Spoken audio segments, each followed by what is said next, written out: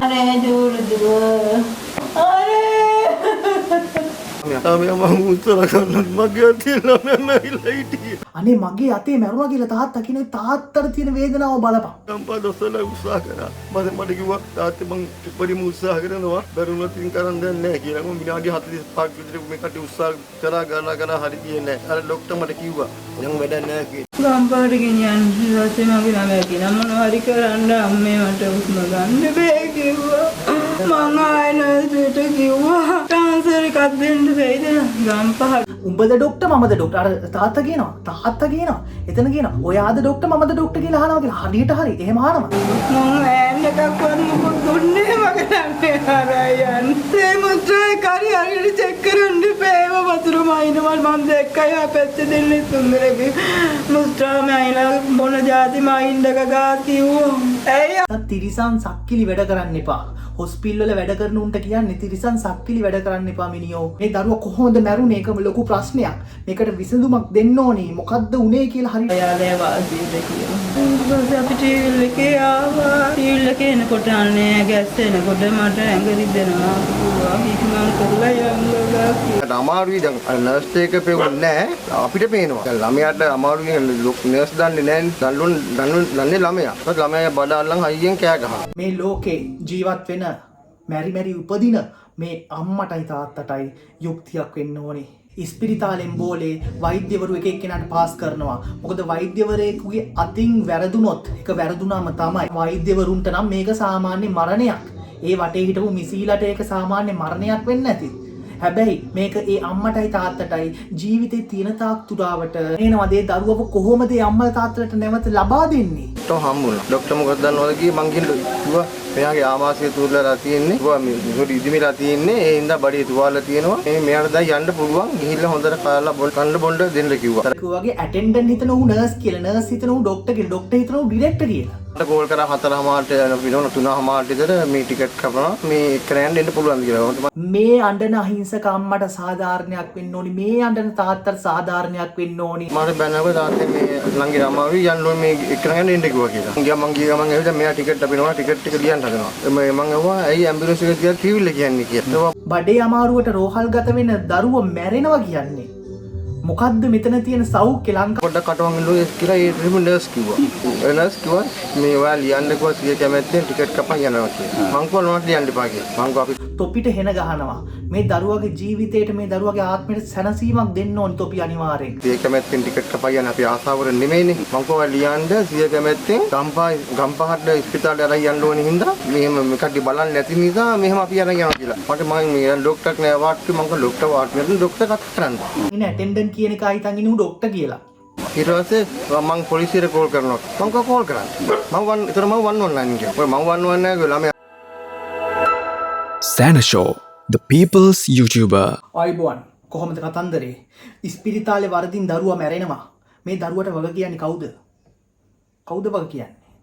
කවුරුත් නැහැ. මොකද ඉස්පිරිතාලෙන් බෝලේ වෛද්‍යවරු එක එක්කෙනාට පාස් කරනවා. මොකද වෛද්‍යවරයෙකුගේ අතින් වැරදුනොත් ඒක වැරදුනාම තමයි. මොකද වෛද්‍යවරයාට එරෙහිව නඩු දාන්නවත් එහෙම කිසිම නීතිමය ක්‍රියාමාර්ගයක ගත්තට වැඩක් නැහැ. තේරෙනවද? මේ අහිංසක දරුවට යුක්තිය ඉටු කරන්න ඕනේ. ඇත්තරම දැන් කාට හරි කියන්න පුළුවන් දැන් මොනවා කරත් දැන් මොන දේ කරත් ඒ දරුවට ආයි පණෙන්නේ නැහැ නේ කියලා. ඔව් ඒක ඇත්ත. හැබැයි මේ ලෝකේ ජීවත් වෙන මැරි උපදින මේ අම්මටයි තාත්තටයි යුක්තියක් වෙන්න ඕනේ. යුක්තිය ඉෂ්ට වෙන්න ඕනේ. මොකද සුළු අමාරුවක් අපි අතීතයේ අහලා තියෙනවා. අපි ඔය කෙහෙලිය රඹුක් වලට මේ වෙද්දිත් බාල ඖෂධ චෝදනා වෙල්ල වෙන්නේ ඒකයි. එක ළමෙක් බඩේ අමාරුවක් හැදිලා ගියා ඉස්පිරිතාලෙට නවතින්න. හැබැයි නවතින්න ගිය ළමයා මේ පොඩි බඩේ අමාරුව හැදිච්ච ළමයා අන්තිමට ගෙදර ආවේ මල මිනිහක් වෙලා පෙට්ටිය ආවේ. ඉතින් ඒ වගේ කතාවක් තමයි මේක. මේ දරුවා කොහොමද මැරුණේ? ඒකම ලොකු ප්‍රශ්නයක්. මේකට විසඳුමක් දෙන්න ඕනේ. මොකද්ද උනේ කියලා හරියට දැනගන්න ඕනේ හැමෝම. තේරෙනවද? මේක දැනගන්න ඕනේ හැමෝම. නැත්තම් මම හිතන්නේ මේ අම්මටයි තාත්තටයි සැනසීමක් තියෙයි කියලා. තේරෙනවද? මොකද අවුරුදු 20 ගාණක් තිස්සේ හදලා මේ විදියට එකපාර මැරිලා යනකම් අර තාත්තා අඬන විදිය බලපන්. තාත්තගේ අතේ හුස්ම යන ගියා කියලා. තාත්තගේ අතේ හුස්ම අන්තිම හුස්ම හෙළුවා කියලා. තාත්තා අතේ මැරුණේ. එහෙම නේද ඒ තාත්තා කියන්නේ? අනේ මගේ අතේ මැරුණා කියලා තාත්තා කියන්නේ තාත්තට තියෙන වේදනාව බලපන්. නේද? වෛද්‍යවරුන්ට නම් මේක සාමාන්‍ය මරණයක්. ඒ වටේ හිටපු මිසීලට ඒක සාමාන්‍ය මරණයක් වෙන්නේ නැති. හැබැයි මේක ඒ අම්මටයි තාත්තටයි ජීවිතේ තියෙන තාක් තුරාවට හිතා ගන්න බැරි විදවීමක්. ඒක මෙතෙක් කියලා කියන්න බෑ. අනික සමහර රෝහල් වල සමහර හොස්පිටල් වල හිතන් ඉන්නේ මේ ඇටෙන්ඩන්ට් හිතන් ඉන්නේ ඇටෙන්ඩන්ට් කියන එක හිතන් ඉන්නේ ඌ ડોක්ටර් කියලා. තේරෙනවද? නර්ස් හිතන් ඉන්නේ ඌ ඩිරෙක්ටර් කියලා. ડોක්ටර් තව එකෙක් කියලා හිතන් ඉන්නේ. ડોක්ටර් හිතන්නේ ඌ ජනාධිපති වගේ මිනිහෙක් කියලා. ඒ වගේම ගෝතයෝ ඉන්නෝ හොස්පිටල් වල. ඒ නිසා තිරිසන් සක්කිලි වැඩ කරන්න එපා. හොස්පිටල් වල වැඩ කරන උන්ට කියන්නේ තිරිසන් සක්කිලි වැඩ කරන්න එපා මිනියෝ. හරිද? හරියට වැඩ කරපල්ලා. මොකද අහිංසක මිනිස්සු තොපිය පඩි ගන්නෙත් රජෙන්නේ. අහිංසක මිනිස්සුන්ගේ බදු සල්ලි වලින් පඩි අරගෙන ඒ මිනිස්සුන්ටම ලොකුකම දානවා කියන්නේ තොපේ මොකද්ද තියෙන මනුස්සකම? මානුෂීයත්වය මොකද්ද? ඒ නිසා මම කියන්නේ මේවට වහම ක්‍රියාමාර්ග ගන්න ඕනි. මොකද මේ අහිංසක මිනිස්සු අසරණ වෙන්න දෙන්න නරකයි මේ විදිහට. මොකද දැන් ආයි පණේනවා දේ දරුවව කොහොමද අම්මලා තාත්තලාට නැවත ලබා දෙන්නේ? ඒ අම්මයි තාත්තයි අයියෝ අපි අවුරුදු 20 ගානක් දුක් මහන්සියෙන් හැදුවා මේ ළමයාව මෙච්චර උස්මහත් කරා. දැන් අපිට වැඩක් නැහැ. දොස්තරලා නිසා මැරුණා. හොස්පිටල් එකේ වැරද්ද. ඒගොල්ලෝ එක එකනාට පාස් කරනවා. කොහොමද මේවා දරාගන්නේ? මේක දැක්කට පස්සේ මට හරිම දුකයි. හිතපන් මචං පොඩ්ඩක් හිතාන් මේ මිනිස්සුන්ට මේ වෙලාව කොහොම ඇතිද කියලා. මේ හොඳට හිටපු ළමයා හොඳට ෆන් එකේ ආතල් එකේ හිටපු දරුවා හොස්පිටල් ගියාට පස්සේ හොස්පිටල් එකේ වරදින් මැරෙනවා. හොස්පිටල් එකේ දොස්තරලා එක එකාට මාරු කරනවා. ඇයි ගෙනිච්චේ නැද්ද? ඇයි අයියෝ ගෙනිච්චේ නැද්ද? ඇයි කිව්වා කියන්න එපා කියන්න. හොයන්නේ නැහැ උනාට. මම ඉස්සෙල්ලා කිව්වා වගේ ඇටෙන්ඩන්ට් හිතන ඌ නර්ස් කියලා, නර්ස් හිතන ඌ ડોක්ටර් කියලා, ડોක්ටර් හිතන ඌ ඩිරෙක්ටර් කියලා.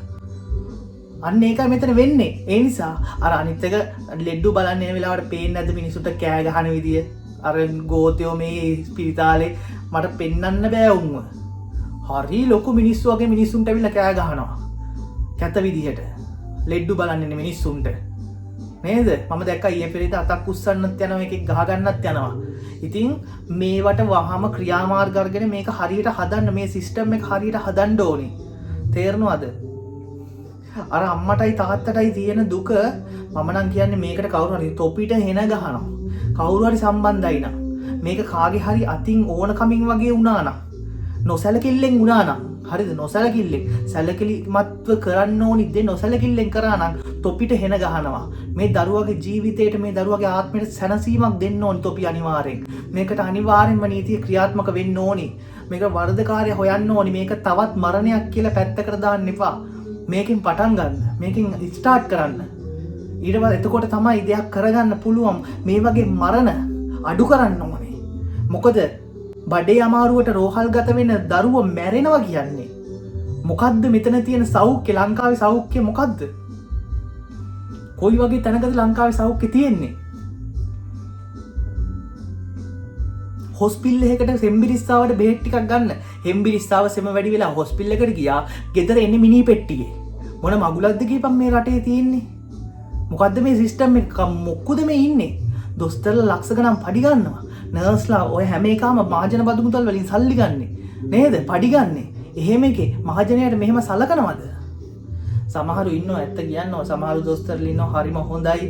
ඒ මිනිස්සුන්ගේ රාජකාරී හරියට කරනවා. හැබැයි සමහරු ඉන්නවා හරිම ගෝතයෝ. හරි ඔළුව උදුම්මගෙන උඹද ඩොක්ටර් මමද ඩොක්ටර්. අර තාත්තා කියනවා. එතන කියනවා ඔයාද ඩොක්ටර් මමද ඩොක්ටර් කියලා අහනවා කියලා. හරියට හරි. එහෙම අහනවා. එහෙම සමහරව අහන එහෙම උඩඟු ලොකුකම හිතේ තියාගෙන ඉන්න මැරෙන්නේ නැහැ කියලා හිතන් ඉන්න දොස්තරලා ඉන්නවා. ඒ වගේ බල්ලෝ ඉන්නවා. හරිද? ඒ නිසා මම නම් කියන්නේ මේ මරණයට සාධාරණයක් ඉෂ්ට වෙන්න ඕනි. තේරෙනවද? නීතිය ක්‍රියාත්මක වෙන්න ඕනි.